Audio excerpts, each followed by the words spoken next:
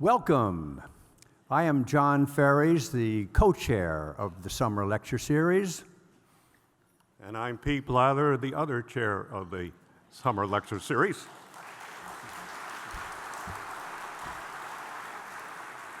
Welcome to the 22nd Annual Osher at Dartmouth Summer Lecture Series, with this year's theme being Critical Thinking for the Preservation of Democracy. Besides this great audience in front of us, we also are live streaming this session and all sessions in the series to 5 other Osher affiliates. University of Vermont in Burlington, this is their 3rd year. They were the guinea pig for us 2 years ago. I guess it worked because they're back for the 3rd straight year. Last year we added Granite State in Concord, New Hampshire. And this year we have 3 new organizations, UMass Boston, the University of Georgia in Athens, and the University of Kentucky in Lexington.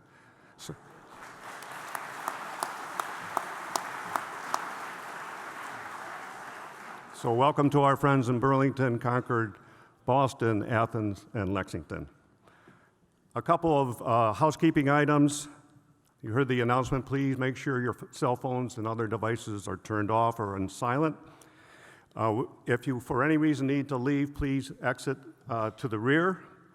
And as in years past, we will take your questions, bring them down during the intermission, which will be the same as in prior years. So bring them down to the front and we will collect them. And I think that's it for those. So now let me thank our underwriters and sponsors, the Dorothy and Jack Byrne Foundation, Caldwell Law, Dartmouth 250th, celebrating 250 years.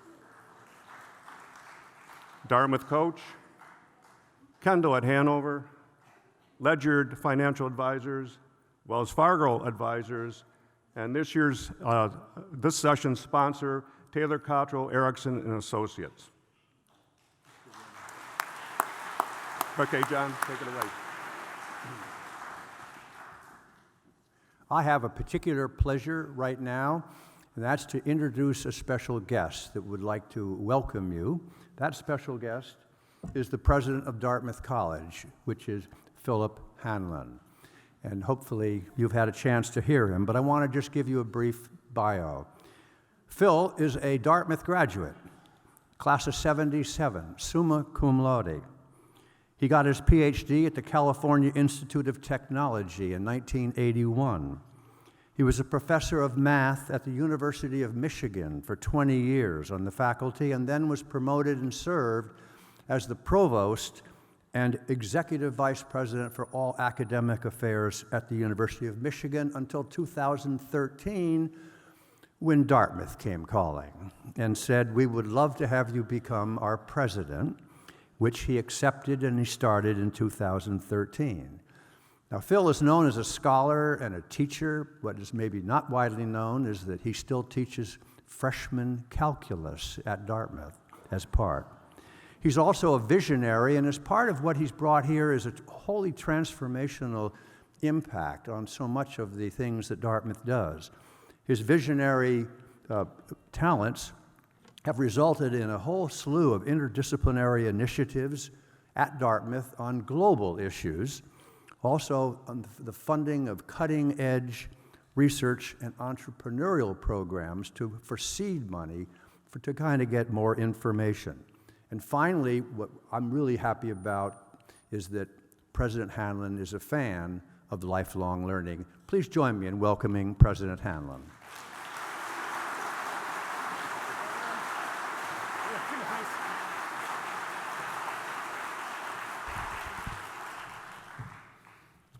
Well, good morning, everyone. On behalf of all of us at Dartmouth, it is a pleasure to welcome you to this first in a series of debates presented by our valued partner, Osher, this summer. And I'm especially pleased that the series kicks off with 2 outstanding legal scholars debating a topic of critical importance to our campus and to our nation at this moment in time. And that, of course, is freedom of expression. There's no single tenet more central to our ability to fulfill our academic mission and the promise of this institution than the free and open exchange of ideas. This point, for example, was made powerfully by my colleague Lee Bollinger, president of Columbia University and First Amendment scholar, in a recent Atlantic article. And this is one of the many reasons why Dartmouth and all of our Ivy peers routinely welcome public intellectuals and leaders from all walks of life and every point on the political spectrum to engage with our community. This spring, our students heard from Alex Azar, class of '88, Secretary of Health and Human Services, the person who oversees 1/3 of the federal government. And Alex wasn't even the first sitting cabinet secretary to visit campus this year. Jim Mattis spoke to our Dartmouth students last fall as Secretary of Defense. In addition, Hillary Clinton, Judd Gregg, Tim Geithner, David Horowitz, Cornel West, Robert Charles, Beth Ritchie, and many others have afforded our students exposure to a wide diversity of thought. And it's part of what makes our campus such a rich and magical intellectual environment. Yet, we should aspire for more. I want Dartmouth to be a place where opposing viewpoints are not just allowed, but are actually actively sought out and given fair consideration, even if we decide in the end to disagree. Active listening, particularly to those with whom we disagree, or to those points of views we don't understand, that lies at the heart of learning, and lifelong learning is what Dartmouth and Osher are all about. In that spirit, Bill Sullivan, the president of Osher, and John Ferries and Pete Blyler, co-chairs of Osher's Summer Lecture Series, have chosen to dedicate this summer series not just to presentations where we hear one perspective, but to debates where we have the opportunity to weigh opposing views on some of the most complex topics that affect our nation and world. I want to thank Owen Fiss and Akil Reed Amar, as well as our moderator, David Busines, for offering us what I know will be a fascinating exchange of perspectives on the topic of freedom of expression this morning. And now, let me welcome back John Ferries, who will formally introduce our speakers. Thank you and welcome. Thank you. This is great. Thanks. We are really blessed with three people participating in the debate today who are both skilled with expertise in the field, but also fascinating in terms of their ability to communicate their views. Professor Owen Fiss of Yale Law School is a Dartmouth graduate, summa cum laude from Dartmouth. He also studied for 2 years in philosophy at Oxford, and he graduated from Harvard Law School. Owen has a special interest in civil rights. In fact, the first paper that he wrote was on school desegregation. He clerked, not surprisingly, for Thurgood Marshall, who was on the U.S. Court of Appeals in the Second Circuit. And he also clerked, after that, for Supreme Court Justice William J. Brennan. He became a special assistant to the Assistant Attorney General of Civil Rights Division in the U.S. And then he decided to leave the government and go into teaching at Yale Law School. And he taught and mentored several of the other speakers that are coming to this series. But beyond the role at Yale, he also was representing the U.S. House of Representatives in the Nixon hearings. He testified in the Bork hearings. He was advisor to the Alfonson administration, who were looking into human rights abuses by the junta in Argentina. He was chair of the Board of Foreign Advisors of the Constitutional Commission of Eritrea, and he drafted the Constitution, helped draft the Constitution of that country, and he was chair of the Iran Human Rights Documentation Center. That's Professor Fiss. Professor Akil Amar, Yale, also summa cum laude, and Yale Law School. He clerked for Supreme Court Justice Stephen Breyer, and he's frequently cited by Supreme Court justices in various cases that come before them. In fact, he's been cited 35 times. He's testified in Congress for both parties on various issues. In 2008, he was awarded the American Bar Association's Outstanding Legal Scholar Award, and he has received Yale's highest teaching excellence award as well. He's been on many TV programs, including MSNBC, CNN, and Fox News. How many people have been on MSNBC and Fox News? He is an amazing in-classroom teacher. He's a provocateur, he's a motivator, he makes people speak up their minds, he gets controversy going. He's called by some the electrifying professor at Yale Law School. And he has written a number of books. He's written a new one he's starting now, but one of them was called America's Unwritten Constitution. And finally, Dr. David Busines, who's the moderator of this panel. In many ways, I look at David as a Renaissance man. He too has a degree from Harvard. He was pre-med. He got his medical degree from the Washington University School of Medicine in St. Louis. And he practiced as an ophthalmologist for 25 very successful years.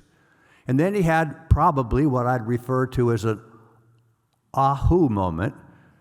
Gee, I still have a lot of years ahead of me. I could continue this ophthalmology practice, but there's something else which is gnawing at me. It's another interest I have, and that's constitutional law. So at age 53, he stopped his medical career and did education experiences in classes and courses at both Harvard and Dartmouth, getting a Master's of Arts in Liberal Studies. And that set him loose on constitutional law. He even spent a semester with the famous Lawrence tribe at the Harvard Law School. He has done a number of courses at both Osher at Dartmouth and at Adventures in Learning on the Bill of Rights, Supreme Court, and constitutional law. But the most important thing I want to say about David is that 23 years ago, he had the idea, and then he had the gumption to get it through and to begin to create what we call today the Summer Lecture Series. It was David's idea that we could maybe, as an Osher Dartmouth, stand up and become a prominent organization that can stand for major subjects of interest in speakers. And so he started it, and for the first 10 years or so, he not only started it, he built it, nurtured it, and ran it. And now, of course, he's back here to see where we are today, but without David, we wouldn't be here. Thank you. Owen, Akhil, and David, could you please come up?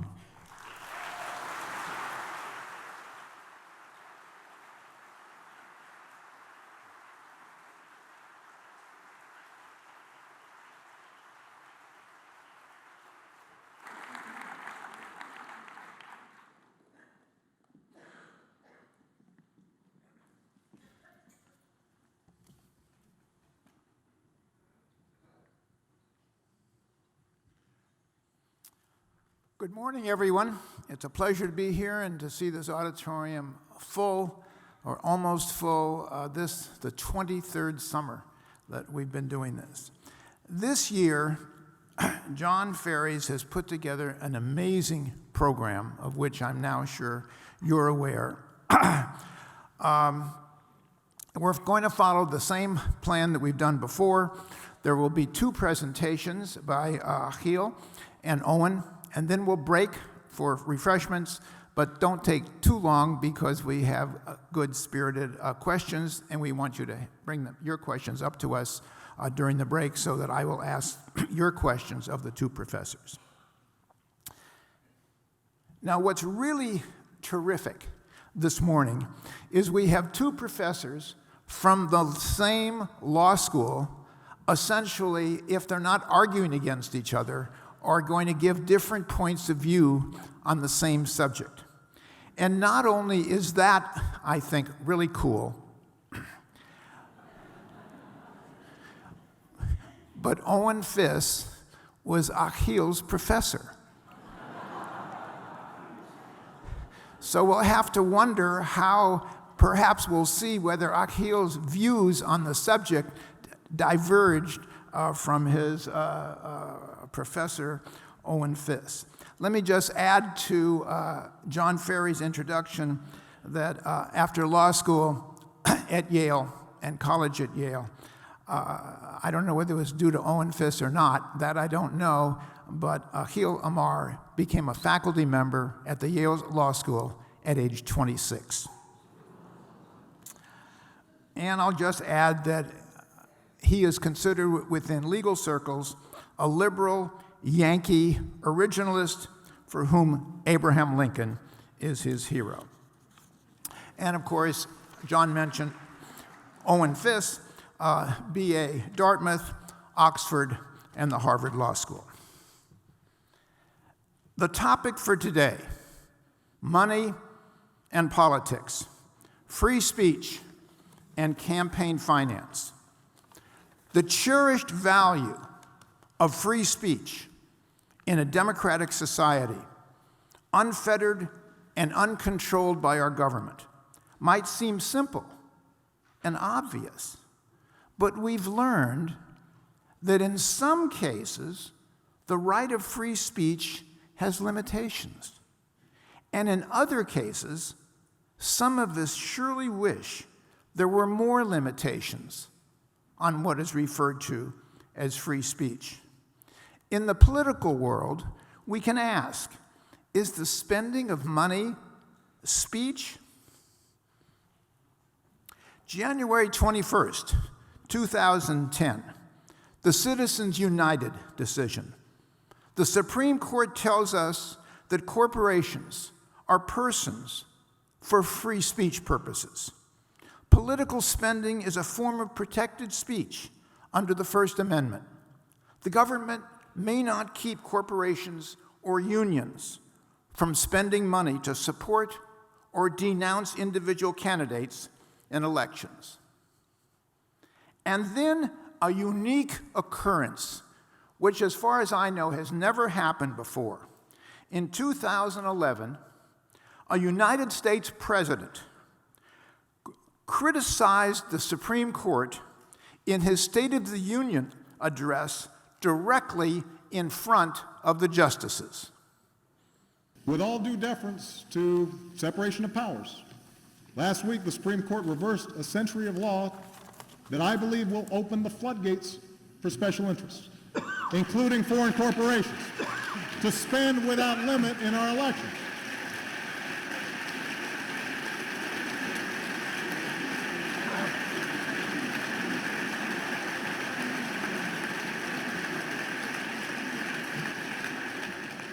I don't think American elections should be bankrolled by America's most powerful interests, or worse, by foreign entities. They should be decided by the American people. And I'd urge Democrats and Republicans to pass a bill that helps correct it.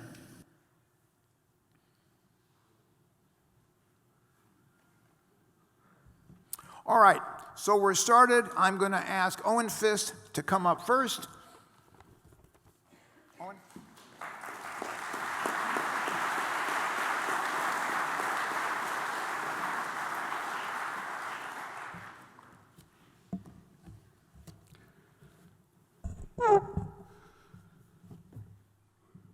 The United States Constitution is a constitution of freedom. By making democracy the regulative ideal of our political system, the Constitution confers on the people the freedom to govern themselves, to choose those who will rule over them, and then to hold these officials accountable for their actions.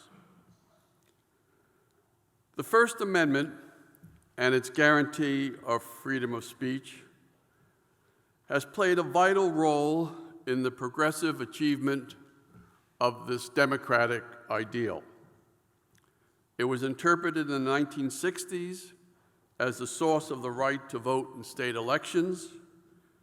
It was also construed by the Supreme Court over the course of the 20th century to protect the free and open exchange of ideas as a way of making certain that voters have the information, the facts, and opinions that are necessary for the wise and enlightened exercise of this sovereign prerogative.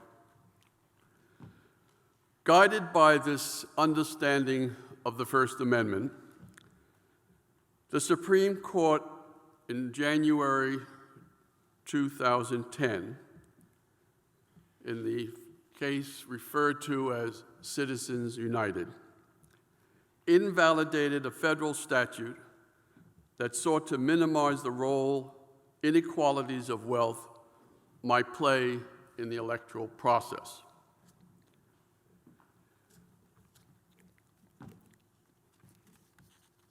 The decision, as you could tell from the clip of President Obama's State of Union address, soon sparked a wide-ranging debate on the role of money in politics. At the outset, we need to be clear about the scope of the court's ruling in Citizens United. Under federal law, candidates have the right to use their wealth, sometimes of staggering proportions, to finance their own electoral campaigns. Citizens United did not create that right, and Citizens United did not enlarge that right in any way. Nor did the court call into question the ceilings Congress has imposed on contributions to electoral campaigns. The court addressed only independent expenditures, that is, expenditures made without the active cooperation and participation of candidates. In his 5-4 majority opinion, Justice Kennedy denied Congress the authority to prohibit corporations from using their funds to publicly distribute what's called electioneering communications. The federal statute that was held unconstitutional by the Supreme Court defined an electioneering communication to embrace communications that A, favor or disfavor a candidate, B, are distributed in the period immediately preceding an election, and C, are transmitted by broadcast, cable, or satellite. The particular electioneering communication at issue in Citizens United was a full-length documentary on Hillary Clinton. It was to be shown on a video-on-demand cable channel called Election 08. It expressed the view that Clinton was unfit to be president. The distribution of this film was barred under the federal statute because it was to be financed by a corporation, not because of the view that the film expressed. The specter of the state interfering with the distribution of a film, especially one that addressed the character and ability of a candidate for the presidency, is indeed a haunting one. I suspect that much of the repugnance people might feel to such an interference stems from a reading of the First Amendment that supposes it is a protection of individual self-expression, a guarantee of the freedom of an individual to say whatever he or she wishes, certainly about politics. But that view of the First Amendment can play no role in our assessment of the court's ruling in Citizens United, because corporations do not have feelings or thoughts or a conscience, and thus have no constitutionally protected interest in individual self-expression. The individuals involved in the activities of a corporation, say the managers or the shareholders or the workers, have an interest in self-expression. But Congress did not interfere with these interests in any way. These individuals were free to finance the distribution of a film or any other electioneering communication by using their own funds or by making financial contributions to a political action committee. The statutory ban on the distribution of the film at issue in Citizens United, this film about Hillary Clinton, stemmed entirely from the fact that the distribution of the film was to be financed by a corporation. The corporation had agreed to pay a cable company $1.2 million to make the film available on a video-on-demand channel.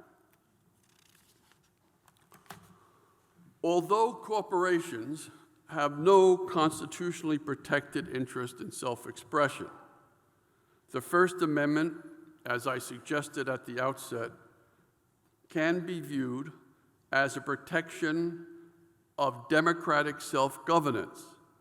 And from that perspective, and that perspective alone, a statute regulating corporate expenditures may run afoul of the Constitution. Imagine, I ask you, a statute that prohibited corporations from financing electioneering communication that favor candidates who support the legalization of abortion or who support progressive taxation and generous social welfare programs.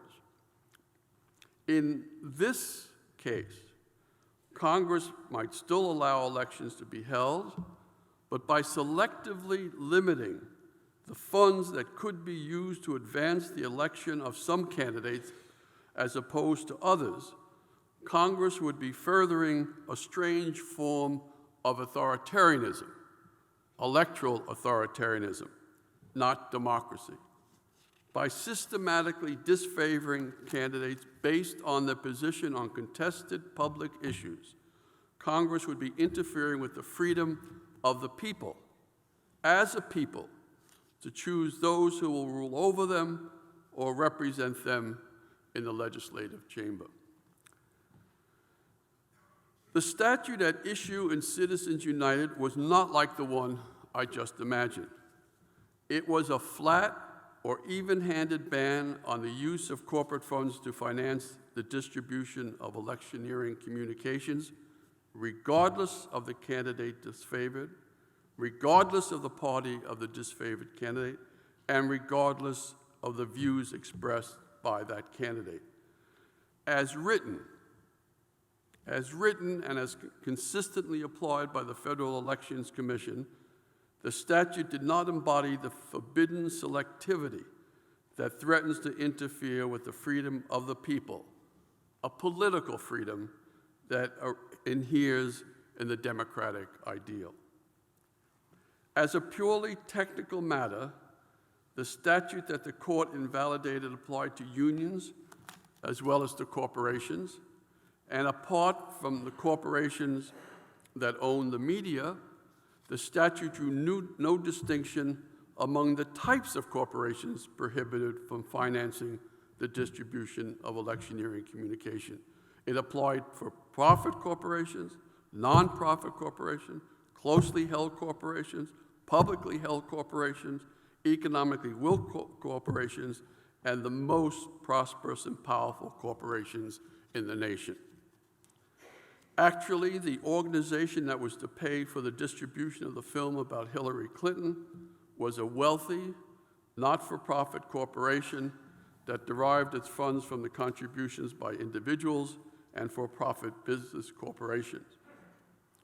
Although the statutory ban on independent expenditures was wide and all-encompassing, it embraced unions and all types of corporations.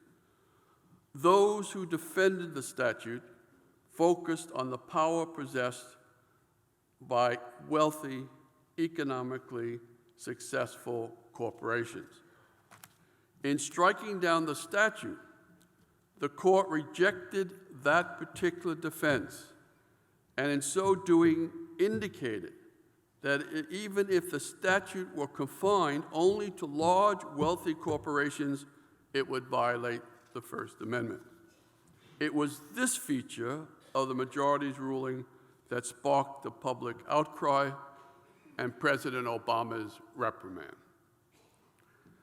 A statute that denies economically powerful corporations the right to use their funds in the electoral arena does not in and of itself endanger the freedom that democracy grants to the political community to govern itself. The First Amendment requires a measure of neutrality in the regulation of electoral campaigns. But that is a neutrality among candidates or among those who advance different political programs. However, it seems fair to assume, as I believe Justice Kennedy did, that wealthy corporations will tend to favor a distinctive set of views about public policy. Maybe not about the conduct of foreign affairs or even abortion, but perhaps about tax reform, deregulation, and the scope of social welfare programs. If that's so, a rule prohibiting such organizations from using their resources to distribute electioneering communications would, in effect, pose a danger of discriminating among different viewpoints and different candidates, and thus offend the neutrality that the First Amendment requires. Although the risk of such partiality should be of constitutional concern, that risk is not a sufficient basis for invalidating a statute. Under well-established First Amendment doctrine, fully embraced by Justice Kennedy, a statute that poses a danger, and it is only a danger, of selectively disadvantaging certain candidates because of their views should be allowed to stand if it's determined that the statute serves a compelling purpose and is a necessary means for achieving that purpose. This, I believe, is a test that the campaign finance regulation at issue in Citizens United meets, indeed amply meets, for it furthers the most compelling of public purposes, democracy itself. Kennedy and his majority erred in failing to recognize that democracy lies on both sides of the case. It is the value threatened by the statute, and at the same time, it is the value furthered by the statute. Democracy not only requires periodic elections, easy access to the ballot for candidates, near universal distribution of the franchise, and open debate, it also requires a measure of equality among the electorate. It requires that each voter be deemed of equal worth and respect. In fact, I would say that this promise of equality, enshrined in the rule requiring one person, one vote, is a vital source of the appeal of democracy as the regulative ideal of our political system. Citizens United involved independent expenditures, not campaign contributions, but in earlier cases, the court had upheld ceilings on contributions, and we can see in these rulings a willingness of the court to respect the authority of Congress to minimize the advantages of the economically privileged in electoral campaigns. As a formal matter, the court accepted ceilings on contributions on the theory that they're designed to present the old-fashioned bribe, or what is called quid pro quo corruption, payments made to candidates to get them to change their positions on some contested issue. Yet I believe something more may be at stake, and that the ceilings on contributions should also be seen as a way of minimizing an advantage that belongs to the economically privileged and the economically privileged alone. The ability of making vast contributions to candidates to further the donor's political objectives. In upholding Congress's authority to impose ceilings on contributions, the Supreme Court assumed that the purpose of such an offer of money is to get candidates to change their position on contested issues. In some situations, however, the donation does not serve such a purpose. Rather, it constitutes an endorsement of a position that a candidate has already taken and backs that endorsement by providing the candidate with the resources needed to win the election. In such a case, there is no quid pro quo, yet some have defended blanket ceilings that apply to all contributions as an adjunct to the rule prohibiting quid pro quo corruption. They lessen the chance that quid pro quo corruption, which is extremely difficult to detect, will ever occur, and in so doing preserve the integrity of the electoral process and give every citizen a reason to participate in it. Such a defense of blanket ceilings has a ring of plausibility, but it seems to me that these ceilings might serve an even more compelling purpose. They may strengthen the obligation of candidates to pay equal attention to the needs and interests of all voters, even the poor and the middle class. Without such ceilings, there is a danger that candidates acting strategically will formulate and reformulate their position on contested issues in a way that would increase the chance of receiving the funds that are needed to run their campaign. They will play to the rich. A similar danger arises with independent expenditures. The candidates will try to curry the favor of the rich in the hope of encouraging them to use their wealth to support the production and distribution of ads and films or other electioneering communication that are bound to their favor. This minuet between candidates and those who have the resources to finance electioneering communications may not support a bribery conviction, for no money has changed hands. But that is not the full measure of Congress's authority.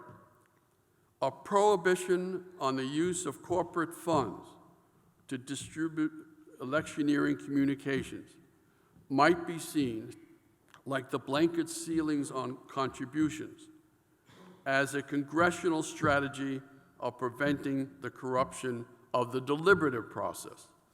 The purpose is to prevent candidates from qualifying their dedication to the public interest and shaping their platform in a way that favors the rich. Admittedly, the reckoning may come on election day for those who are poor or at least economically privileged will still retain the right to vote. But the possession of this power by the poor might not be seen as posing much of a threat to those candidates who have sought to curry the favor of the rich. All candidates in any election are likely to seek funds for their campaigns in this way, and it may be further be assumed that a significant number of the poor will not turn out on election day because none of the candidates have anything to offer them.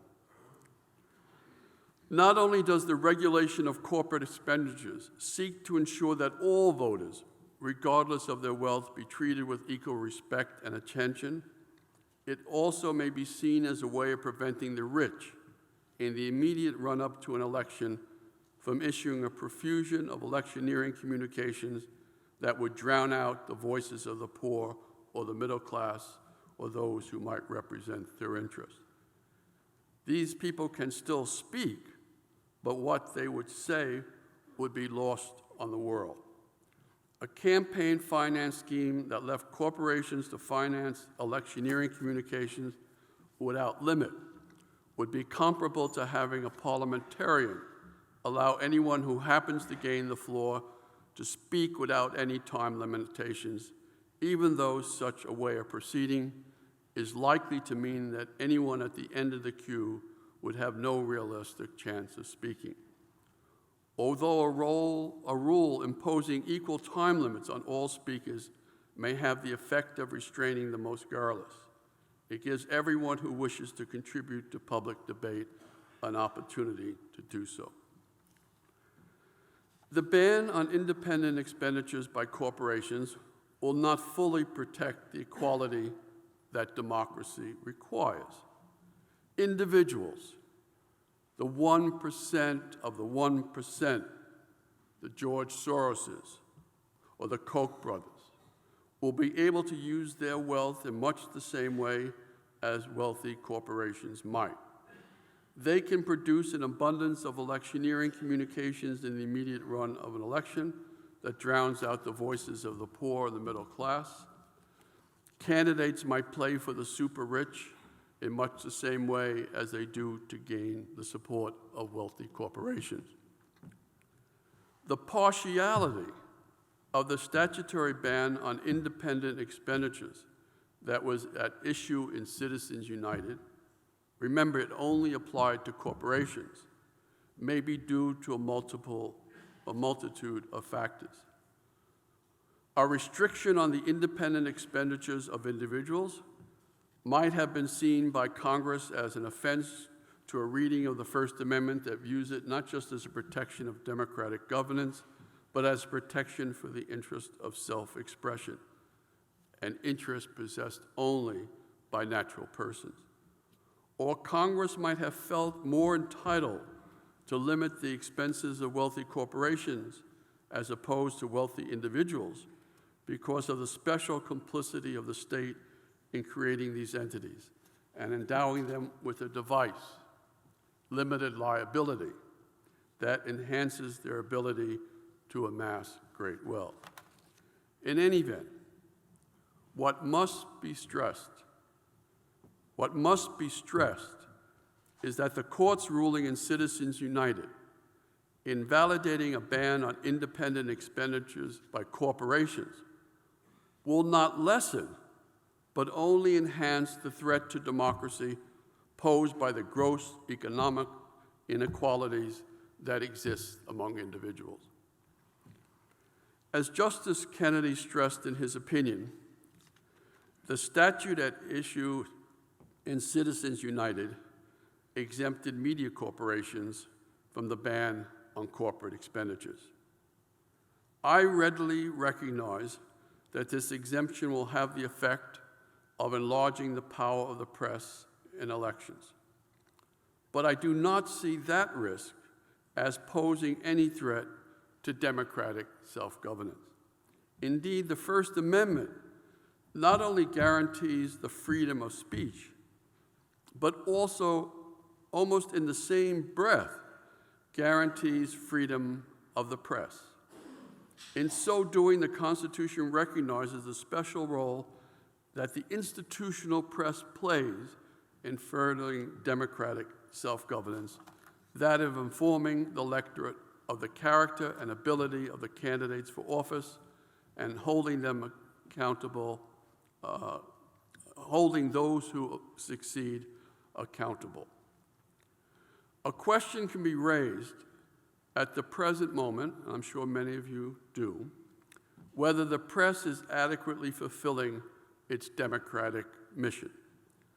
For the most part, the press is privately owned, and these firms are dedicated to maximizing profits.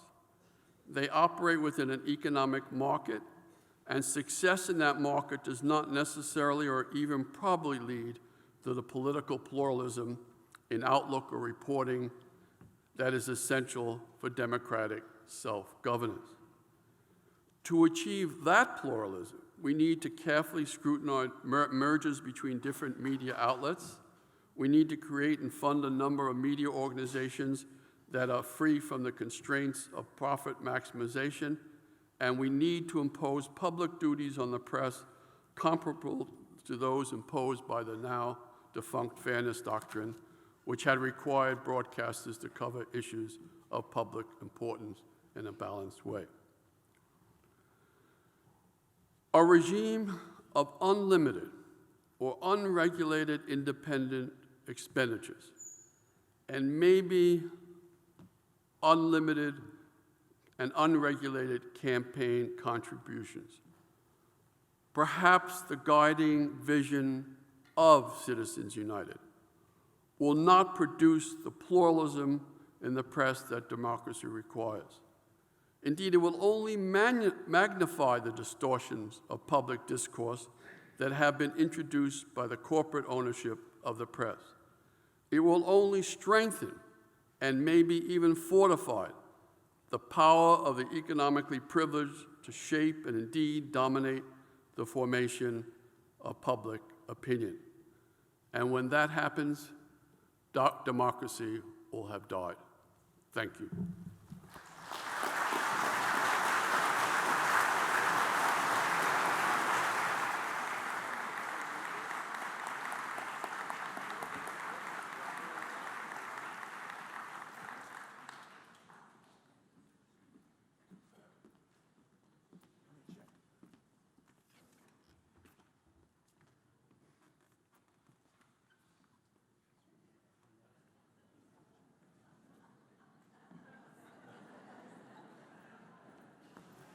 Achille is retrieving his knapsack that he has various articles in it, including water. So give him a minute.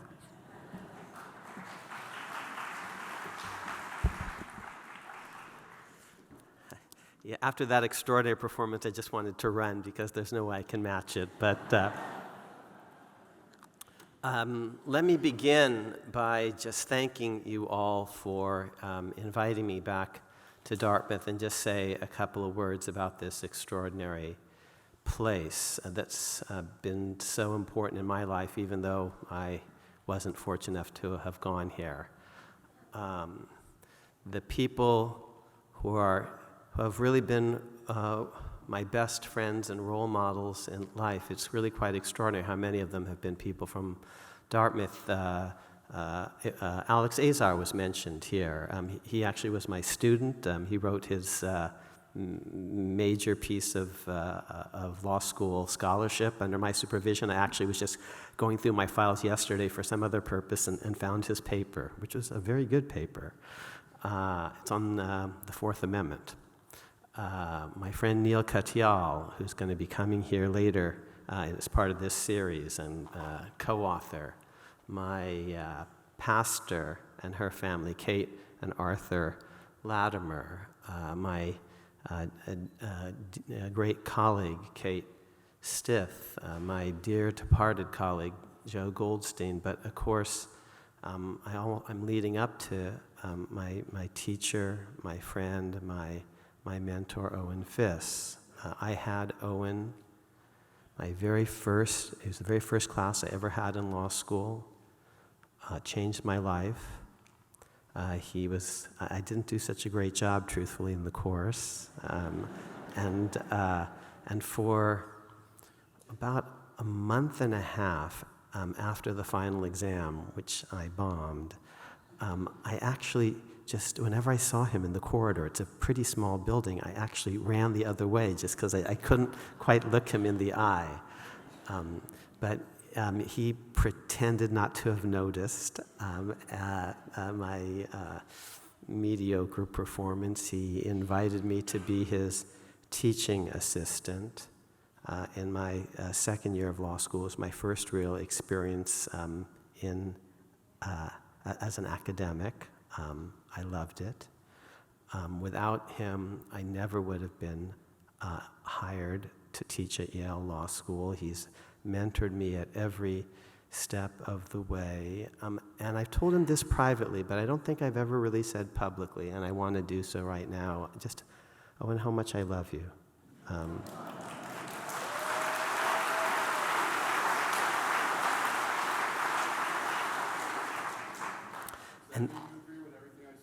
What Owen taught me is that people can love each other and not agree with everything. And I am an Owen Fiss acolyte. I'm actually going to be working within his general framework, which was beautifully laid out. So here are some distinctions. There's a distinction between individual self-expression, and that is an important part of the First Amendment, and democracy. Those are two separate and independent foci of the First Amendment, and we have to think about each one of those. Owen didn't quite put it this way, but freedom of speech is not merely the freedom to speak. It's a system. It's about the rights of the audience, of listeners as well.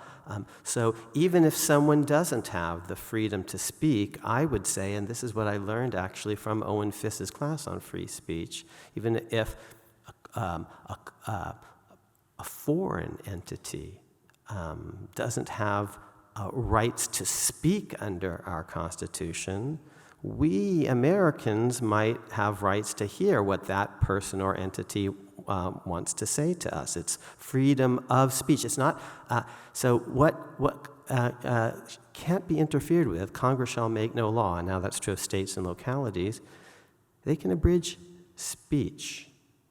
But they can't abridge the freedom of speech, which is a system. It's how we govern ourselves. Just to give you a little bit of background, the freedom of speech comes from the idea of parliament. From the French parler, to speak. Parliament is a speech spot. It's a parley place. It's a place where a certain kind of discourse takes place, and it's actually self-governing discourse. It's not actually self-expression, which has its own independent basis. So we actually do have the same framework. We care about democracy. We care about neutrality. We care about one person, one vote, the rights of the voters. And that's why I think that the law in Citizens United was actually an embarrassment. And I'll use some of the same distinctions that Professor Fiss, that my friend Owen brought out. So first, just so we get it clear, we are not talking about campaign contributions to candidates. We are talking basically about ads. Those are different things with different logics to them. So let's just pause on that one for just a second. He got us started in just the right way. He says, let's think at the core about bribery. Bribery is actually also mentioned in the Constitution. It's not a good thing. It's actually a basis for impeachment, treason, bribery, or other high crimes and misdemeanors. So even if in words I go up to someone and say, Senator, I like you. Here's some money. You'll vote for my bill, right? And that's just words. That's bribery. It's a crime for me to have done that. It's a crime for him to have said, yes, Akil, just with words. So there's a difference between speaking and the freedom of speech, you see, which is a system. And bribery is not a part of the freedom of speech. It's not a part of parlement, of a well-governing system about how we govern. And Parliament actually, it's not just about all speech. They're not selling cut-rate alcohol or low-tax cigarettes or something. They're not in Parliament. It's a place of political discourse. Okay, so it's about a certain kind of speech, and bribery isn't that. It's not. So bribery can be prohibited, and is, and indeed it's impeachable, and that's in the Constitution. I'm not making that up. Now, let's talk about campaign contributions. Well, Professor, why isn't that just bribery? Someone gives money to, makes a campaign contribution and says, Senator, I like you. Here's some money for your campaign, and you're going to vote my way on this bill, right? So why isn't that exactly the same thing as bribery? And the answer is because that's not quite money in the candidate's pocket that he can use for any purpose whatsoever, any private purpose. It's actually in a separate fund. It's regulated in certain ways. He can't quite use it, in theory, just to pay the rent or to put his kids through school. And you know what I'm thinking about these days, because I've got 3 kids in school. Okay, so we can regulate campaign contributions, and we should severely regulate corporations and wealthy individuals in their ability to make campaign contributions. And here's why, because it's not bribery. Ooh, but it's kind of close. Because that campaign fund can pretty easily be diverted to private and quasi-private purposes, and it's not just used for communication. It can be used to buy pizza, to buy beer. Apparently that's very big up here. For gasoline, for salaries, for staffers. Okay, those aren't communication. This law, this Citizens United law, was about electioneering communication. It was regulating discourse as such, you see. And so money isn't speech for all purposes. It's not speech when I buy pizza or beer or gasoline. Even if the pizza is for some campaign event or something, that's not quite speech itself. It's pizza and beer and gasoline. Okay. Now here's the problem. These campaign funds, they can be easily diverted for quasi-private purposes. So I hire my worthless brother-in-law to be the campaign consultant, because otherwise my wife is going to nag me to give him money, which I'd rather give to my kids. Or I hire my kids to be campaign consultants so that they can use that and pay for their college tuition that otherwise I'd have to pay for. And so it's not bribery, but it's close enough so that we have to regulate it. Citizens United has nothing to do with that. So you got to get that through your head. It has nothing to do with campaign contributions, which we should regulate. It has to do with ads, with communication, with speech as such. And you say, oh, yeah, but it's a corporation. Oh, that freaks me out. Oh, it's a corporation. Last time I checked, so was the New York Times. So was Random House, and thank God for them, because I couldn't get my books out without them. And you couldn't read them without them, and that's called freedom of speech and freedom of the press. Oh, and the Catholic Church, oh, that's a corporation, and actually, come to think of it, so is Dartmouth, and there was a case about it, I heard, 200 years ago, about how it's actually a corporation, you see, but that doesn't mean that it has no free speech rights just because it's using the corporate form, because it's using limited liability. So we can't, so then you heard a distinction. I think it's a bogus distinction in today's world. Oh, well, let's distinguish between media corporations and non-media corporations. Oh, okay, so we're not going to regulate the New York Times because that's a media corporation, so it's not covered by the law in Citizens United. But non-media corporations, they are like this one that exists to make a movie telling you that Hillary is the Antichrist. That's not a media corporation, apparently. Now, I voted for Hillary Clinton. I like her.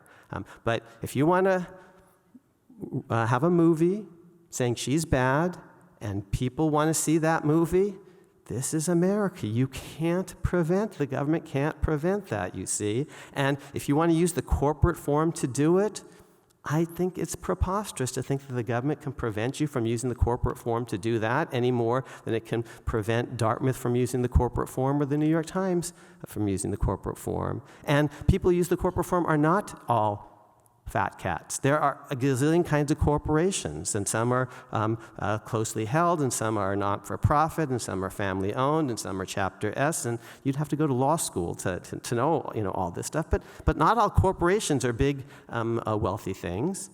Oh, and he also said, this law doesn't apply to individuals, because there are wealthy individuals and they can just spend all the money they want for all the ads they want. So I'll tell you what this law was about, because it's not a good law. It's not campaign finance reform, and I believe in campaign finance reform.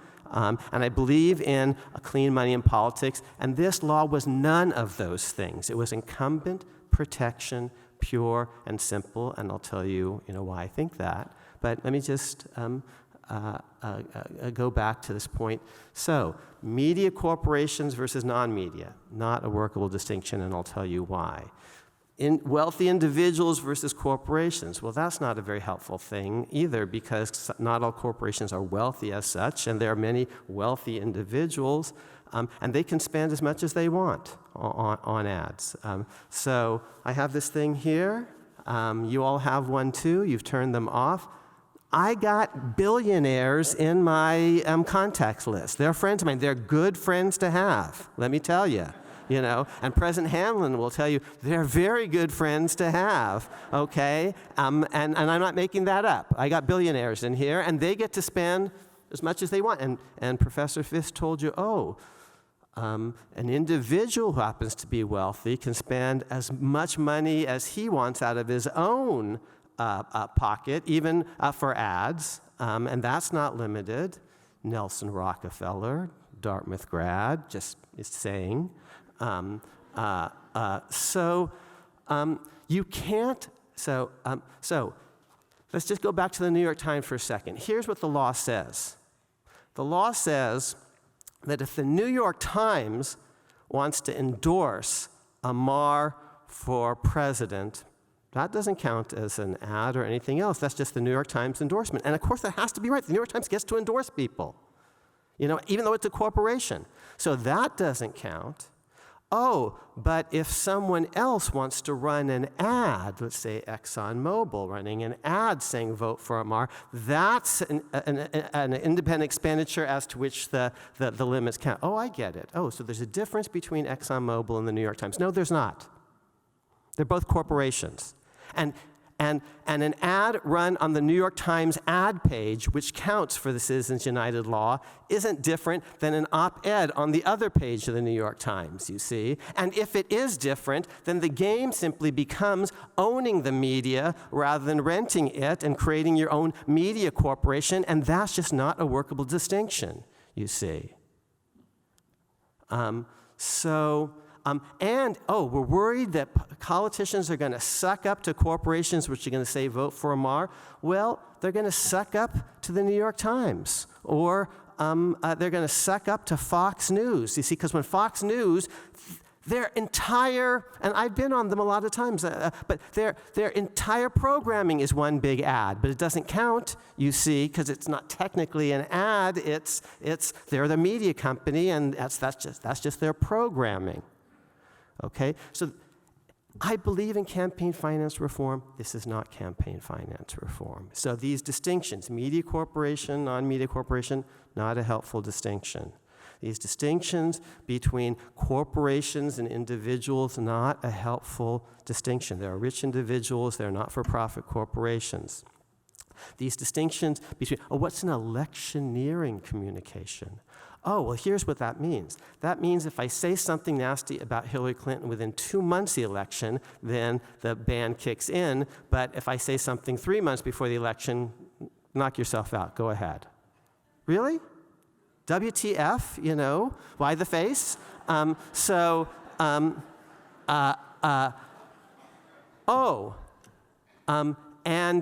It's broadcasting. That's another distinction.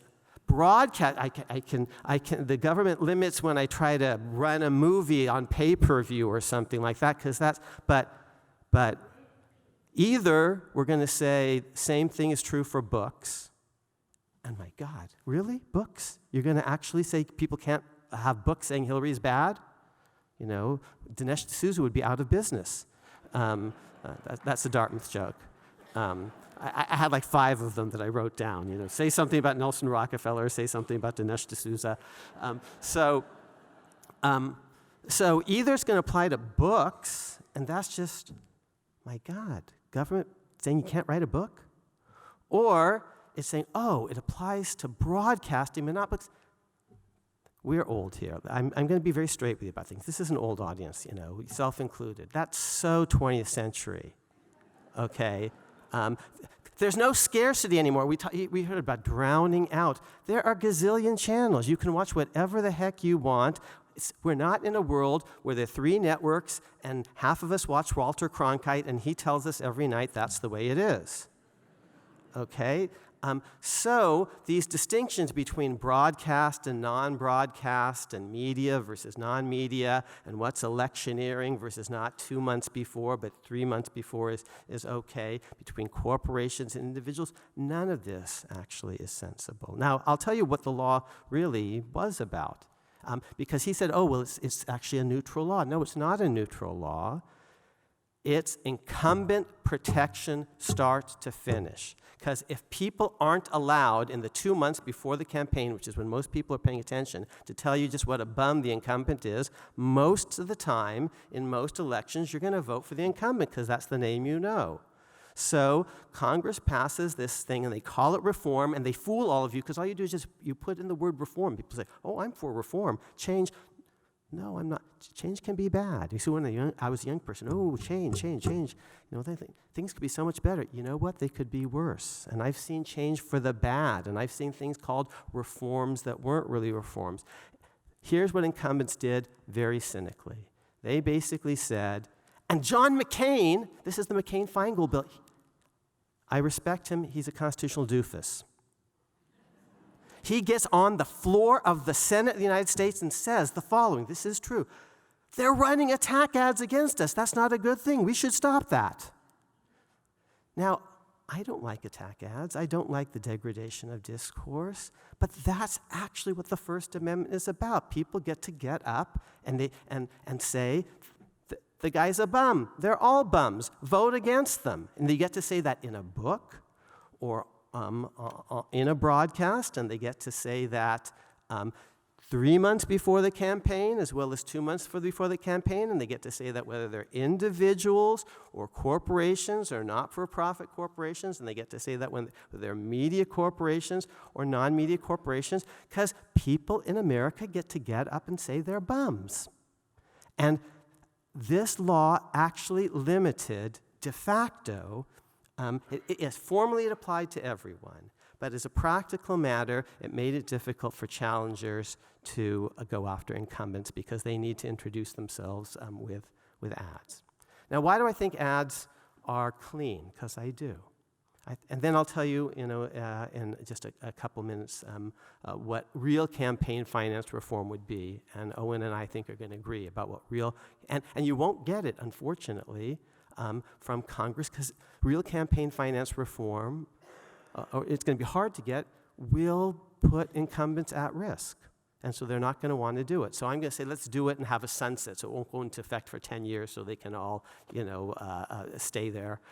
But we need a new plan, and you're not going to get one unless actually you all know that they're playing us all for fools by calling stuff reform that's not reform at all. The Snow-Jeffords provision of McCain-Feingold, which is what is being defended here, is not a real reform. And I'll begin to tell you what is real reform. Here's why I like ads. They're pure communication. They're not pizza or beer. They're not being used for private purposes. They're not like bribes. They're basically saying, vote for Smith, vote against Smith, Hillary's good, Hillary's bad, vote for Amar. And they work. If they work, only because they persuade individuals. One person, one vote, secret ballot on election day, and corporations don't vote on election day. That's how ads work. They're pure speech, and I'm for them. Now, here's the fundamental problem. Most people are, unfortunately, this is not true in New Hampshire. This is not true of this audience, but most people are politically stupid. They don't know anything. And if that's true, our republic will die, but the solution can't be Snow-Jeffords. It has to be an educated electorate. So when I see these ads, they don't have much of an effect on me because I actually know what I think. And if people actually knew stuff, like knew political issues the way you know baseball or soccer or tennis or football, then we'd be in a much better world, you see, because these silly ads, but the government can't be in the business saying, this is a silly ad, this is a good one. This is, a true one, and this is a false one. Only we, the sovereign citizens, can do that.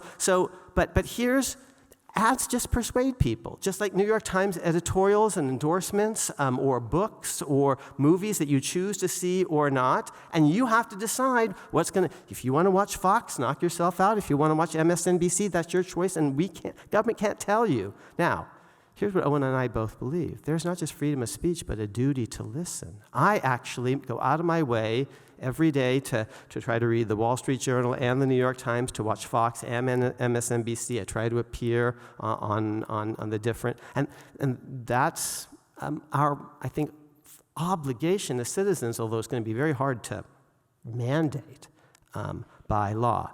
So here's the story I'm going to leave you with, and then I'll tell you what real campaign finance reform are. Okay. Here are some anecdotes. They're just anecdotes, but they're powerful ones. Linda McMahon, she runs twice for the Senate. She's this worldwide wrestling person in my state. I hate her. And she runs all these ads, and the more ads she runs, the more I hate her, and I get to vote against her, you see. And I think, is this a great country or what? She's pumping all this money into my state's economy, and I get to vote against the so-and-so. And she spent a lot of money, and two less funded Democratic candidates kicked her butt because the ads don't guarantee election. Jeb Bush spent $80 million in ads in the primary. Ooh, that really helped him a lot, didn't it?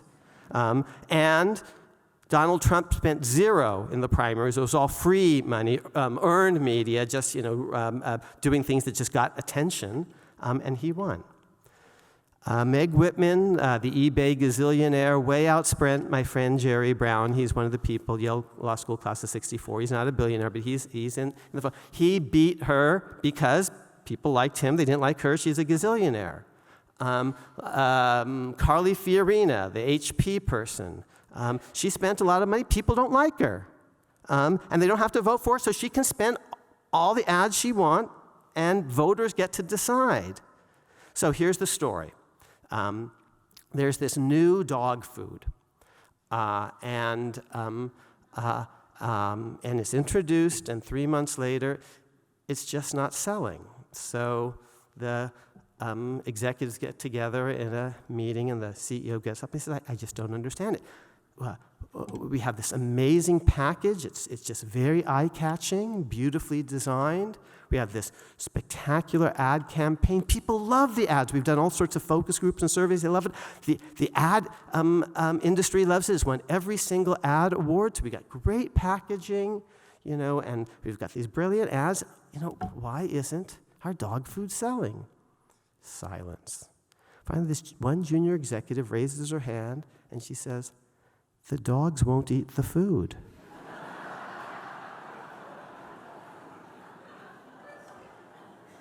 Okay. We're the dogs. We voters have to decide whether we're going to eat the food or not, and that's our sovereign prerogative, and you can't prevent the ads. We have to say, this ad is crap, whether it's from a corporation or not, whether it's from a wealthy individual or not. We actually need, now, how do we get to that world and make it a more even world? So there are real campaign finance proposals out there, and I'm in favor of a whole bunch of them. And money in politics, that's a bad meme. Money has to be in politics in the right way. Money, for example, is required to run fair elections and to count the votes. That's money, but we need that. It's required to do a proper census, and we need that because you can't have fair elections without a proper census, without good voting machines and good voting tabulation. And I actually want advertising because I want people to know the positions of the candidates and all the rest. So we need to figure out, and bribery is not the kind of money in politics. So we need to actually be smarter about, so when I ever hear corporations aren't persons, well, look, they have constitutional rights, even to expression. That's the New York Times. That's Random House. So some of these things you hear, corporations aren't persons, money isn't speech, they don't get close to the real issues. Here's what campaign finance reform would be, more on a model. We're never going to get to one person, one vote, quite for speech. because we can't allocate speech persuasiveness equally. Even if everyone had an equal amount of money, some people are more charismatic. You know, some people are better looking. I'm lucky I have an amazing wife, and this is our 30th anniversary next month, but she does tell me, you know, that I have a face made for radio.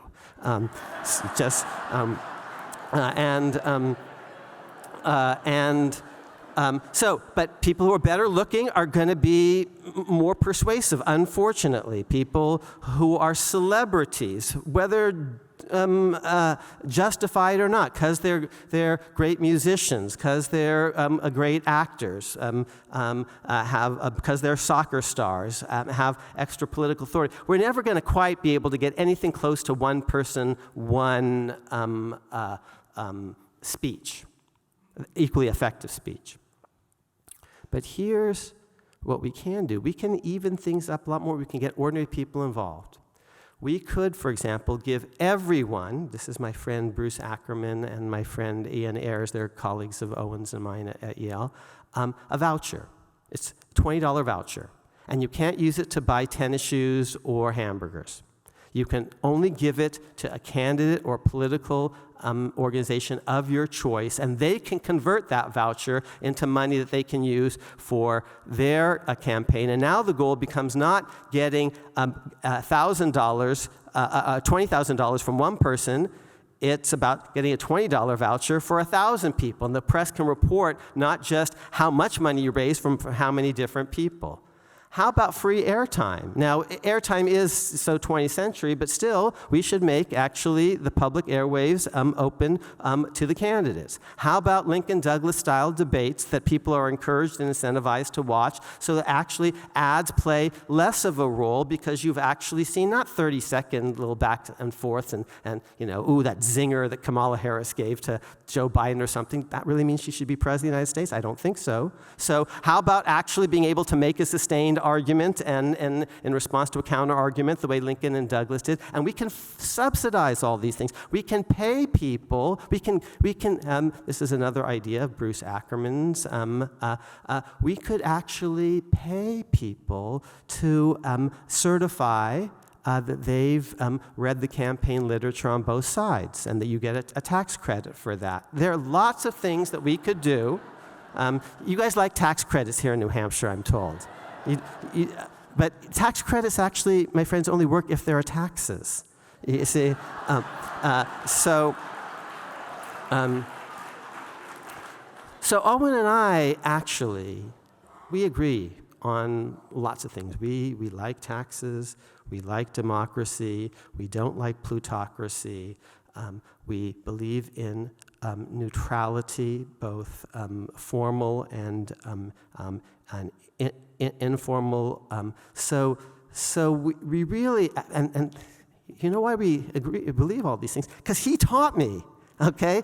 And he persuaded me that this is actually the fundamentally right framework. And yes, there are at least two different bases for thinking about First Amendment rights. And one is individual autonomy, and maybe most corporations don't have that, although there are some that are expressive organizations that actually are people getting together, whether it's a church or a political party or a not-for-profit, that might be more of an extension of their souls.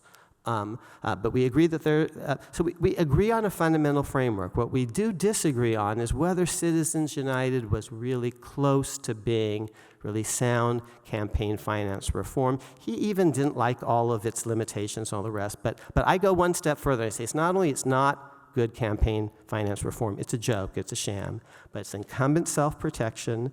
It makes improper distinctions between media corporations and other corporations. It makes improper distinctions between broadcasts and other things, between corporations and individuals, between electioneering communication and non. And it's basically for all those reasons, and because it's fundamentally incumbent protective, I would say unconstitutional, clearly unconstitutional, because ads are pure speech, and they work, if they work, only by persuading you, the sovereign citizens, one person, one vote, secret ballot on election day. Thank you very much.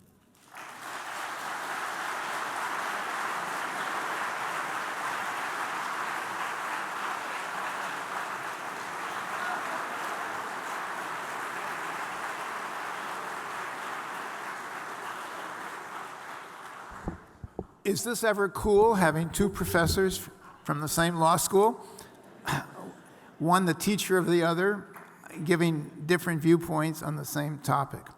Okay, we request that you take 20 minutes for a refreshment break outside.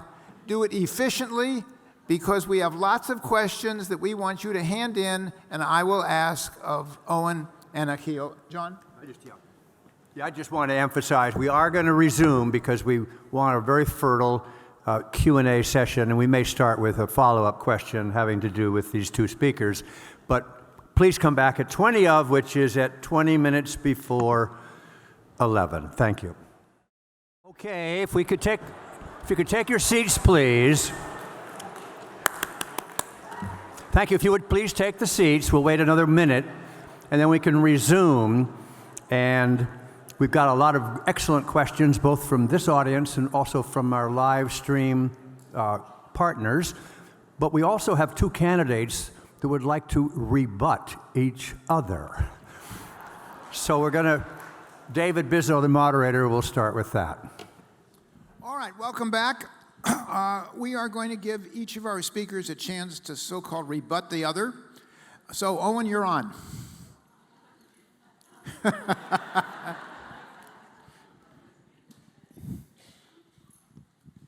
In truth, I do think that Akhil and I share basic premises and a basic framework, not only about the purposes of the First Amendment and its goal of strengthening democratic self-governance, but I think, and he was not as explicit as he should be, but I think he was worried about the distortions that come by the way we're financing campaigns and the interferences it causes with the democratic ideal of one person, one vote. I think the basic point of Akhil, and I think I'm quoting him, was we could be smarter. That was his basic, we could be smarter.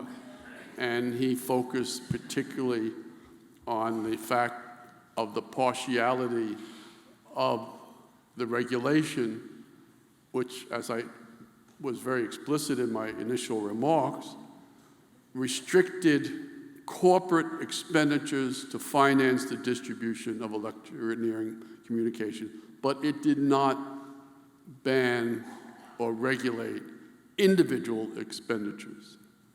And I think, he spoke about ways to fulfill this ideal of equality. I personally am not enamored with those voucher systems, but I envision, my basic vision is perhaps public funding of campaigns, and I see. But I beg you, Akhil, you cannot invalidate partial reforms because they are not smart enough. That is not the function of the court, and that is not the function of the First Amendment. All reform is step by step. We have to carefully scrutinize reforms to make sure they don't infringe on the basic principles, but yes, we probably should have included provisions that adequately regulated individual expenditures from having the same distorting effect. But I don't think that's a predicate for invalidating a ban on corporate expenditures. From my vision, yes, it may be not smart, there may be problems of workability, but I think you have to be a little bit more tolerant of reforms than you are. Not to compromise any basic principles, I'm with you completely there, but just to conclude as you do, we have to be smarter seems to me to be a kind of the wrong philosophic attitude towards the evaluation of a federal statute. So, since I went second, I had a chance really to respond to Owen the first time around. So I'll just try to be very brief. It's not just that I think these reforms are kind of partial. I think they're worse than nothing at all in several ways. First, I think they're incumbent protective. And the First Amendment should make us very nervous about government insiders using law to entrench themselves. Second, because they've persuaded so many people who actually don't focus on the details that Congress is doing something about this, they take the pressure off real reform. And I think that's a real cost. In principle, yes, you could have even more, but people say, oh, we already have campaign finance reform. It's called Snow-Jeffords and McCain-Feingold. Third, it's not just that it didn't go far enough because it only deals with corporations, not individuals. I don't think it can go further. Many of the arguments that were made were about limited liability and the special nature of the corporate form, you see.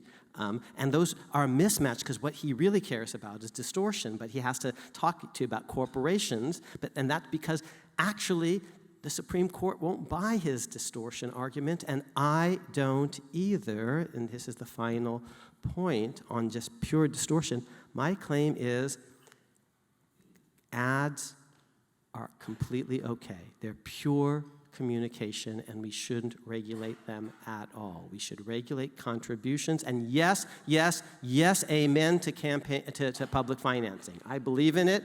Vouchers are one form of it. Free access to the airwaves are another. Lincoln-Douglas debates are another. But I'm in favor of, and that's money in politics, but it's clean money of a certain sort. So I'm in favor of all these things. But I'm making an analytic point. I don't care if the ad is paid for by a PAC or a schmack or a corporation or a rich individual or a not-for-profit.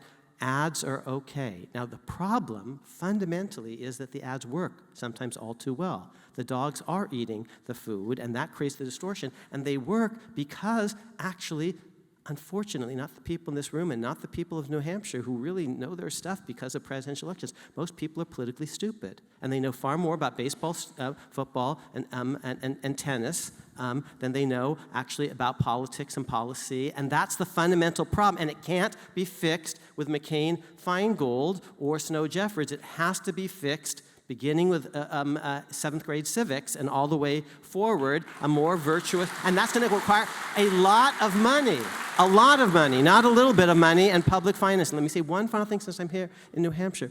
I do love, and I got it from Owen, we haven't talked about this so much. We're big fans, he and I, of Alexander Meiklejohn, who's this New Englander, not Dartmouth, but Amherst. And we're also, I think, fans, again, New England, of that amazing Norman Rockwell. They're the 4 freedoms. But the freedom of speech, it could be a New Hampshireman very easily, or someone in a Massachusetts town meeting, and he's working class, he's wearing a leather coat, his hands, if you look at them, are the hands of someone who works for a living, and he's got a piece of paper rolled up in his pocket, and he's going to talk. And people are going to listen to him. And he's not the wealthiest person in town, but we've structured, that's freedom of speech. That's in a town meeting, in a parliament, and we don't auction off time at the microphone. Everyone gets a chance to say something, and people are going to listen to him, and he's not the richest man in town. And that is, so you and I, Owen, have the same, and that's individual self-expression. He's probably going to talk about some issue of public policy. Maybe it's a pothole, maybe it's the school board or something. So it's both self-expression and democracy, and that is both yours and mine and Meiklejohn's ideal. But what contribution to the achievement of that ideal do you think the Supreme Court is making by striking down a federal statute that prohibited corporations from financing these electioneering communications. 'Cause I might want to hear their ad. It doesn't make any, it doesn't move us closer to the ideal. It moves us back. It moves us back. Well, I actually get something. And the notion, and the notion, Akil, that by, this is your second point, the notion that striking down a partial reform keeps pressure on us to move in the direction for complete reform. I understand the strategic, the impulse that leads you to that, but holy mackerel, it's not the function of the Supreme Court in the interpretation of the First Amendment to sort of, as you put it, keep pressure on the legislators to keep working for a more perfect reform. That has to demonstrate the inadequacy, constitutional inadequacy of what they have. That was my first point. My first point is actually it's an affirmatively bad law. It's worse than nothing at all, not just strategically, because it regulates communication as such, and indeed political communication as such. Justice Stevens takes apart that argument in his dissent. I have almost never been persuaded by anything Justice Stevens said in 40 years. He's still around saying stupid stuff. So, if you're on an ad hominem basis, you're going to have to come up with someone better than Justice Stevens for me. Lest you all have any doubt as to where Akil stands. All right. If corporations are persons for free speech purposes, how about for the free exercise of religion purposes, or for the ownership of guns purpose? So help us understand, did Justice Kennedy define corporations as persons for free speech, and then does it apply for all other purposes? No, it's absolutely wrong. Okay, could you explain that to everybody? Look,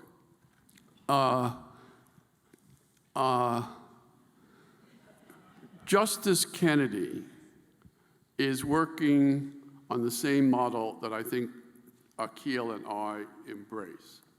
He sees the First Amendment as a protection of democratic self-governance, or to use a phrase, if I could go back to Akil's, he sees the First Amendment protecting what Alexander Meiklejohn called political freedom, the freedom of a people, as a people, to choose who will rule over them or who will represent them. And that's what he's really protecting. Corporations don't have any constitutionally endowed freedom in his eyes. They benefit from political freedom as a kind of incidental consequence. Kennedy is not intervening for the purposes of the freedom of the corporation. It's the freedom of the community that's at stake. They have no individualized freedom that's really at stake. Their freedom is derivative from the freedom of us as a people to choose who will be our executives or who will be our representative. So I think it's wrong to read Citizens United as declaring corporations are people and they have the same rights as people. That's not what Citizens United is about. So when you ask a lawyer a question, and I actually don't practice law, she'll often say, that depends, or why do you ask, and here's why. Are corporations people? The answer, honestly, is yes and no. Well, are they persons, are corporations persons within the meaning of equal protection? The answer is still yes and no. I'll give you examples. Corporations are not persons under the doctrine of one person, one vote. They don't get to vote on election day. And if they did, I'd go out today and create 50 shell corporations, which I can do actually just on my computer. And wouldn't that be cool? But so that's why I kept saying corporations do not vote on election day. It's one person, one vote, secret ballot. So they're not persons for some purposes, and they are purposes for others, because I promise you, if the government tried to make invidious discriminations in all sorts of ways between this corporation and that corporation, I'll give you cases, Williamson versus Lee Optical and Railway Express and other things, where the Supreme Court, in equal protection cases, has said corporations can bring lawsuits. The New York Times, Inc., New York Times versus Sullivan, is New York Times Co. Inc., in fact. So here's the doctrine, Supreme Court doctrine. Corporations do not have, actually, rights against self-incrimination. It goes back over a century, and it's because of something that Owen told you. Self-incrimination is about, in part, forcing people to testify against their own souls. It's a very religious significance of some of this. And he told you, he said it very explicitly, he said corporations have no souls. And it's a joke, but it's also a legal truth. So corporations actually cannot invoke Fifth Amendment self-incrimination the way natural persons can. Now, for religion, actually, I mentioned the Catholic Church is a corporation. It uses the corporate form. Dartmouth is a corporation. Gee, I don't want...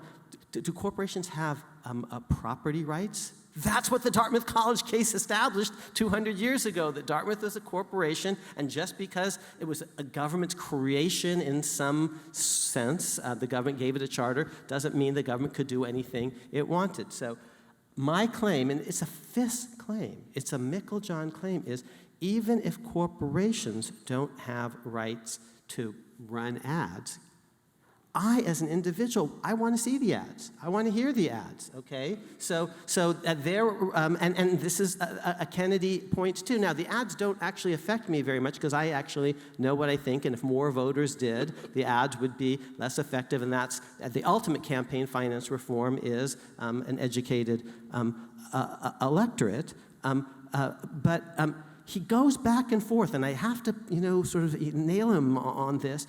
He keeps saying, oh, corporation, corporation, corporation, and then saying, oh, but it really should be individuals as well, wealthy individuals. So, and I'm saying it can't be wealthy individuals because they do have a right to open up, create the New York Times if they want and editorially endorse. And if they want to do it as individuals, they should be allowed to do it. I say if they want to use the corporate form, they should be allowed to do it. They should be allowed to do it whether it's an editorial endorsement, vote for Mar, or an ad, vote for Mar. I see no differences between individuals and corporations, between media corporations and non-media corporations, and ultimately, it's up to the voters to decide. So here's the key point. Corporations don't vote. And ultimately, the ads have an effect. I'm all for ads because ads don't compel people to vote one way or another. Guns don't kill people, people kill people. Corporations, don't make people vote, All right, so... Can I just have a half a follow-up? This is great. I mean, I have no objection to the lawyerly answer to the question, are corporations people? And Akil's saying yes and no. But let me urge you, perhaps there's another way of thinking about it. Rather than yes, no. Think about these cases. I'm talking now primarily just about the First Amendment case, but I could talk about equal protection. Think about the restraints that the Constitution places upon governmental authority. And the restraints on governmental authority don't necessarily apply only to persons. I mean, what I think we have involved in Citizens United is a restraint on government authority. Congress shall make no law abridging the freedom of speech. And the primary focus is whether that law that spoke to financing of electioneering communications is a violation of that. I mean, I think we tend to, we have to sort of get clips about, slogans. corporations are people, corporations are not people. I urge you, maybe we should reorient our thinking, and I think the court is trying to do that, but it gets lost in the political debates subsequently, you know, in, what was it, Occupy movement, you know, if corporations are people, what are we, you know? But I think we should, I urge you to, when you start thinking about constitutional questions like this, think about it as a restraint on the authority of government, and not to sort of fall into the habit of sort of looking at it as the recipient or the object of that exercise of power. There was a question from the University of Georgia having to do with the effect of free speech and voting on the election of incumbents. And so that as a teaching exercise, I'm going to ask Akhil to explain to all of us what happened in Vermont a couple of years ago with Sorrell, and it had to do with the donation. There was a law limiting donations that people could donate to a campaign, which worked its way up to the court, and the court found the law unconstitutional. Would you explain that to everyone? And I disagree with that court ruling. I think Justice I will. I think Justice Breyer wrote a dissent. And Owen knows the case far better than do I. But my big distinction was between contributions to candidates, which can and should be limited, both from corporations, which they very severely are, and individuals, and ads, which I think are pure speech and shouldn't be limited at all, no matter who's financing them.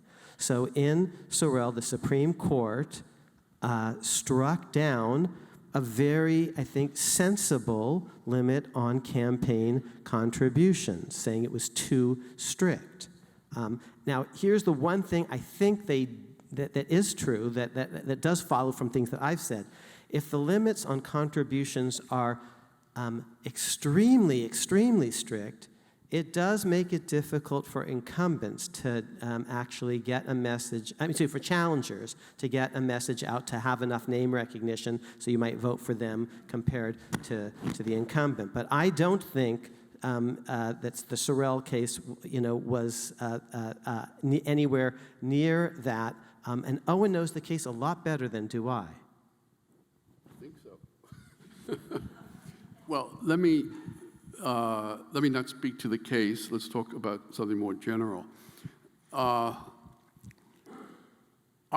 do agree with Akhil and the point that he made in his initial presentation on the distinction between contributions and independent expenditures, which is very much in the law.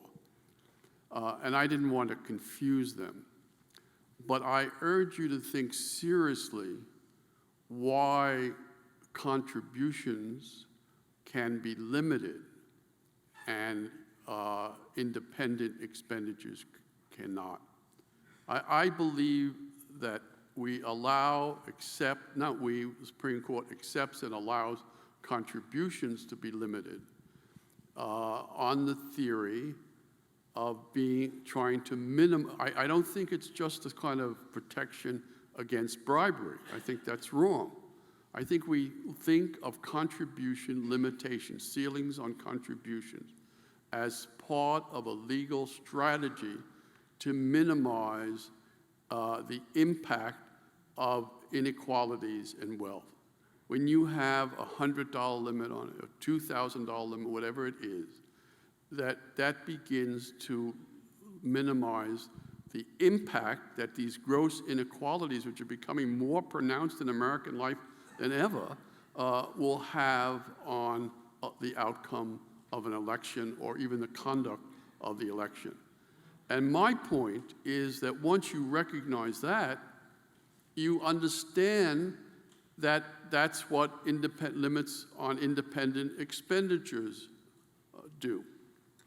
That they also try to minimize the impact of inequalities of wealth on a campaign. because if there is no limitation, and we all experience it, you know that the candidates are going to play to the rich. They're going to formulate their positions on contested public issues to increase their campaign funds. And that seems to me, if we can do it with contributions, we can do it with independent expenditures. And remember, every time Akil says, I'm all for ads, this is not a limitation upon ads. This is not a limitation upon movies about candidates. This is a limitation on the way they're going to be financed. And the limitation is aimed at trying to minimize the impact of inequalities. So we're never going to get rid of that's not a good argument.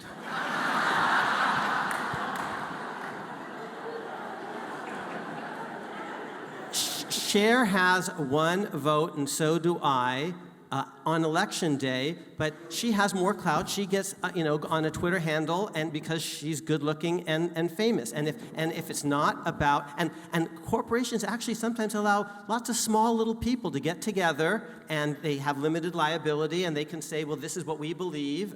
We hate Hillary, or we like Hillary.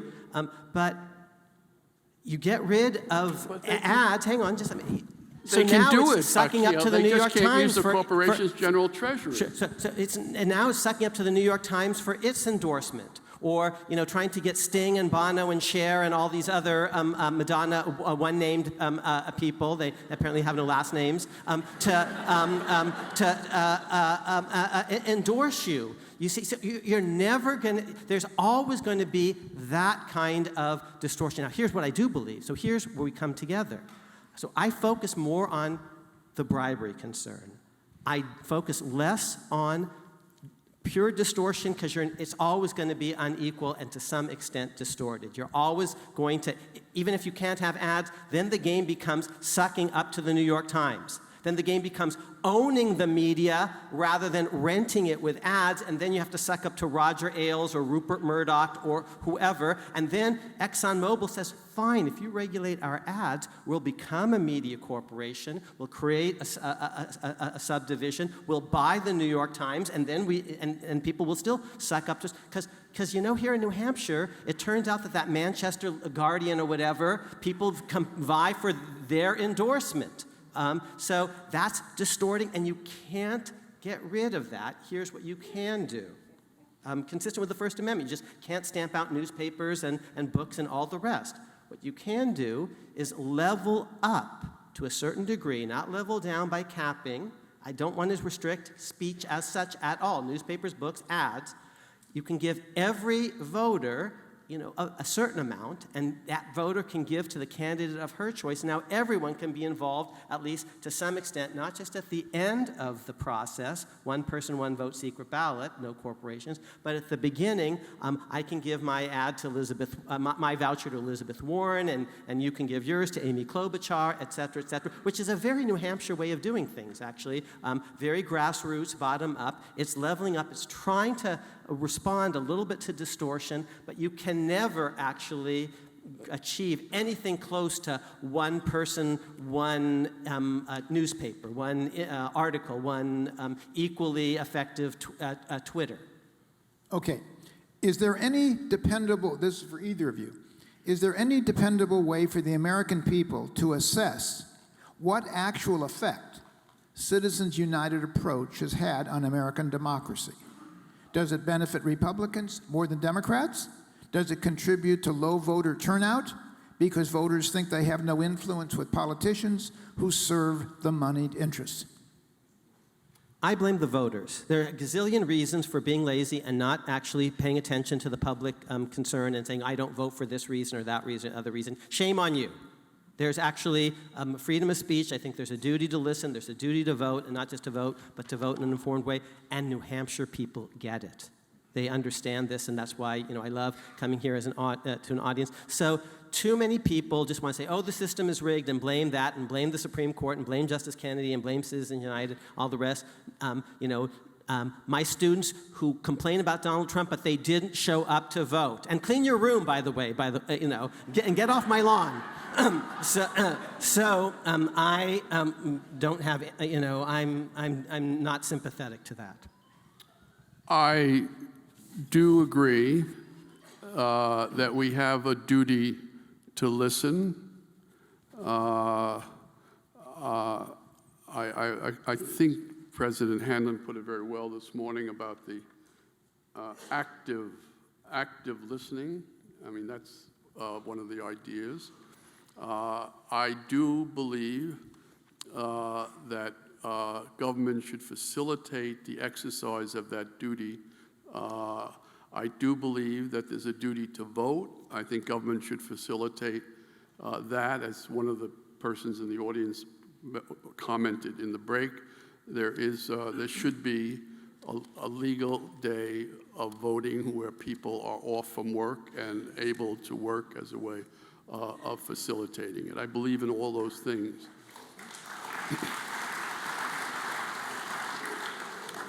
But like any great reform, you need to work from both sides. You need to put ceilings on the top as well as move from the bottom.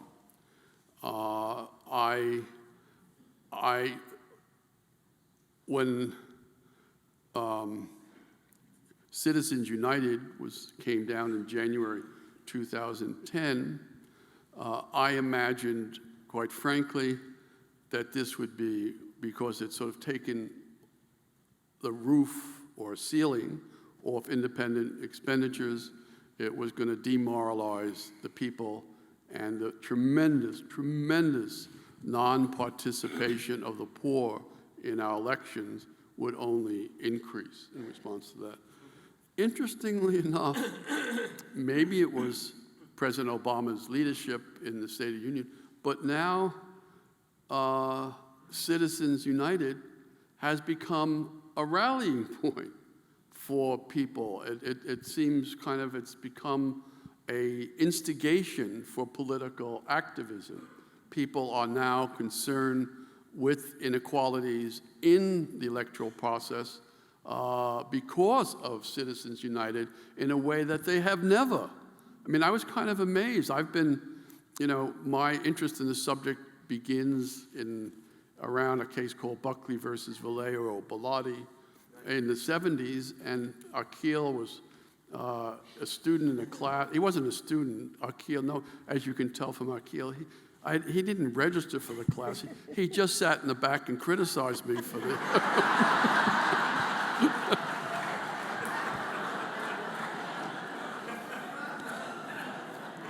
And my criticism of this campaign finance regime, of its sort of holes and its inadequacy, and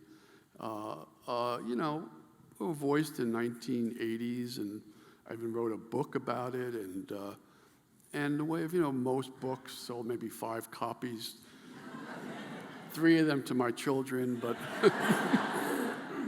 but wow, Citizens United is a kind of an instigation for a kind of citizen engagement and activism. Maybe that's why many of you are here, and that's great. I think that's actually great. You couldn't help but sit through the somewhat sort of, I got a headache from the second one, the debates of the Democratic primaries, what was it, last week or 2 weeks ago, and kind of be amazed of how much candidates are talking about wealth and inequalities of wealth in our society, not necessarily in connection with Citizens United, but it's kind of interesting. Maybe a boomerang. Maybe a boomerang. I'm going to mention Robert Post is the dean of your law school? Not anymore. Not anymore. And Robert Post publicly has acknowledged that his beau ideal of a scholar, his role model as a scholar and in life, is named Owen Fiss. Just saying. He apparently used the term electoral integrity.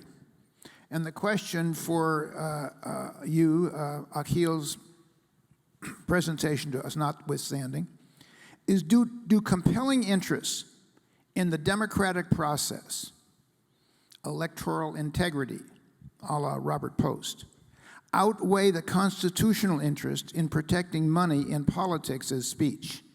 In other words, the undue influence of wealth on politics. That's from your dean. Yeah, my former dean. Former dean. So I'm going to tell you now what I really think of his book, now that he no longer signs my paychecks. So I loved Bruce's book, The Irony of Free Speech. Owen's book. I'll mention, because you say, well, what's your proposals? And I'll mention these other books. One is by Bruce Ackerman and Fishkin. James Fishkin is called Deliberation Day, and it's paying people not just to vote on election day or creating a holiday, but in effect making it easier for them to learn about the issues. And another book by Bruce Ackerman and Ian Ayres is called Voting with Dollars. It's about voucher plans, and I do commend both of those books to you. But Owen's book, I like his book, The Irony of Free Speech. So thank you for having written that. It's and he's obviously inspired me. Now, I don't like Robert Post's book. For a moment. He has a whole book on Citizens United based on some Tanner lectures he gave. He has one sentence and one footnote saying, you know, we're going to have to actually figure out a way of distinguishing between media corporations like the New York Times that actually obviously get to endorse whom they want, or Fox News, and other corporations. Law is complicated. Really? That's your answer? In one footnote? Because I don't think actually you can come up with a sensible framework for doing that, consistent with the First Amendment and its underlying values. So I didn't like that book. I'm going to now turn away from Citizens United for a moment. We have a few minutes left. 2 days ago, Judge Parker, for the Second Circuit Court of Appeals, declared that the First Amendment does not permit President Trump or any other public official who uses a social media platform for official purposes to exclude dialogue of persons based on views the official opposes. That was important, particularly since we're all carrying cell phones and many of you are involved with Twitter and Facebook and every other social media. But Judge Parker expressly said that the court was not deciding whether private social media companies are bound by the First Amendment when policing their platforms. In other words, can and should so-called free speech on social media platforms be regulated by the government as to the speaker and the content? So, I'm not sure. Judge Parker's a friend of mine. He's on the Yale Corporation. So I have to be careful here. But I'm not sure I agree with him. I haven't read the opinion yet. There's a forthcoming note in the Yale Law Journal by Stephen Andrews on one side. There's the litigators on the other side are also some of my students, the great Josh Geltzer. Here's the nub of the case. And I voted against Trump, and I'm no Trump supporter, but is Donald Trump's use of Twitter really the government, or is it Donald Trump? And he says, for official purposes. Well, now, if he announces it at a campaign rally, whom he's going to nominate for Secretary of Defense, is that official purposes? Does that mean that campaign rally is one where he can't let his crowd in and prevent other folks from coming in? So the question is, in law terminology, state action, whether this is really governmental or not, or whether Trump is just using the same Twitter rules that everyone else, every private person gets to use. So that's actually a difficult question. So it's begging the question just to say for official purposes. I'd want to know what makes it actually government action as such. Owen's tendency is sometimes to see certain very powerful media organizations as having almost governmental obligations. Maybe a broadcast network outlets in the 1970s, where there was a thing called the fairness doctrine that had two prongs. They have to cover issues of public concern and to do so with fairness to both sides. So he tends, I think he may have even thought maybe newspapers, the Miami Herald case, have an obligation to present both sides or something like that. He's tended to sometimes think that powerful private entities, maybe corporations, have almost governmental obligations to be fair and balanced and neutral. I tend to be a little bit more skeptical of that view. I tend to basically think, let 1,000 flowers bloom. Facebook, who knows what it's going to be in 10 years. It wasn't around 20 years from now. There's a huge marketplace that's so 20th century way of thinking about it. There are lots of books, there are lots of outlets, and each one can be very partial. Fox can be very partial in its way, and that's why I don't have to watch Fox, because there are a gazillion other channels, and I can watch MSNBC, or I can watch CNN, or C-SPAN, or whatever. So I tend to think it's a mistake to try to impose on, governmentally, with law, these obligations of neutrality to individual companies. Even if they have relatively great market share now, they won't in 10 years. Things are going to keep changing. That said, I applaud you, President Hanlon. You're not bound by the First Amendment. You're a private institution, and that's exactly what the Dartmouth College case established 200 years ago. But this is a university, and it has its own mission. That is about free speech and robust, vigorous presentation of all sides, and that's great. And that's not because the government is making you do something, because you're true to its own mission. And the Catholic Church is free as a corporation to have a different mission in which they may not want to hear from all the critics of the Catholic Church. So they're allowed to define their organization, in a more partial way. You can define yours in a more small c Catholic way, open-ended. The Democratic Party can have its point of view, and the New York Times can have its point of view. And I say, Facebook gets to decide for itself how it wants to define itself. And I'm hesitant about the government imposing neutrality obligations and fairness obligations. For the last 2 minutes or 3 minutes, I'm going to ask Owen, how should the government and how should our society look at free speech with all these social platforms? What are the challenges? What are the problems?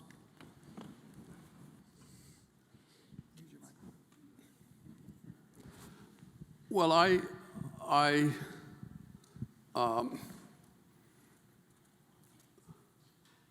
I'll tell a short story and then respond.